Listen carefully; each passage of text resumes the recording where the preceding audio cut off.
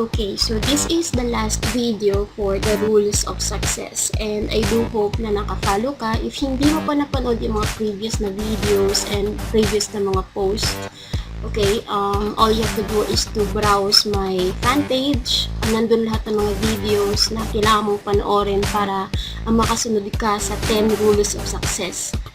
Okay? So, yung rule number 10 is about give, give, give. So, it's the attitude of service. And, kasi guys, gaya nga ni Zig Ziglar, diba? You can have everything in life you want if you will just help enough other people get what they want. Okay? So, the more you give, the more you're going to have para may maibigay ka ulit. So, that's the attitude of giving.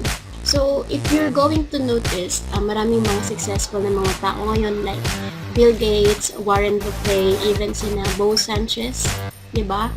They give their money away sa mga nangangailangan ng mga tao sa charity because they know that they were given enough para may maibigay sila o may maitulong sila sa mga tao na mas nangangailangan din. Okay, so I hope na ganyan din yung maging attitude mo, especially if may business ka. Okay, so wag kang mag-focus sa pera kasi guys, sabi nga na once na mag-focus ka sa pera, mas lalong napapalayo sa iyo yon. Okay, so yung gagawin natin dapat is mag-focus tayo kung anong pwede nating maibigay. Okay, sa mga tao na nangangailangan ng tulong natin, if you're going to focus on that, then mas lalo mabibigyan ka pa ng maraming abundance. Okay? Kasi guys, especially sa business, kung nag-business ka, you needed to give value first sa mga prospects mo, okay, sa mga customers mo. Kasi guys, diyan nabibuild ang trust. Mas maniniwala sila sa iyo, mas magta-trust sila sa product mo, mas magta-trust sila especially sa iyo. Alam nila na credible kang tao at isa ka sa mga tao na hindi manloloko. Okay? Kasi they will see your intention na gusto mo talagang makatulong sa kanila. May diba, law of reciprocity. Okay, so the more you give, the people will reciprocate and give back to you. So hindi mo na kailangan i-ask sa kanila na, uy, ibalik mo naman sa akin yun. Hindi.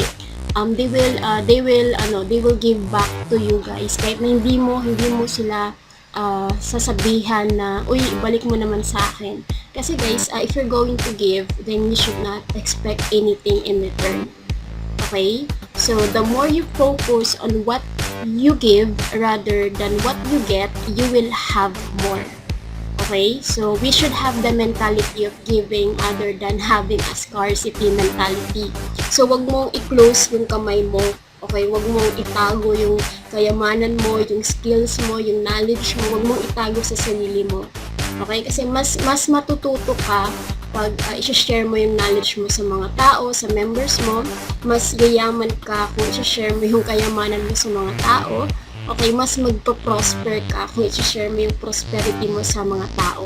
Napapansin nyo na may maraming mayayaman din ng mga tao na parang hindi na sila mas nagkakaroon ng yaman, hindi na sila mas nag-acquire ng yaman kasi sinosolo nila yung kayamanan nila, mas nasisilaw sila sa pera. Kaya nga sabi sa Bible, diba, money is the root of evil.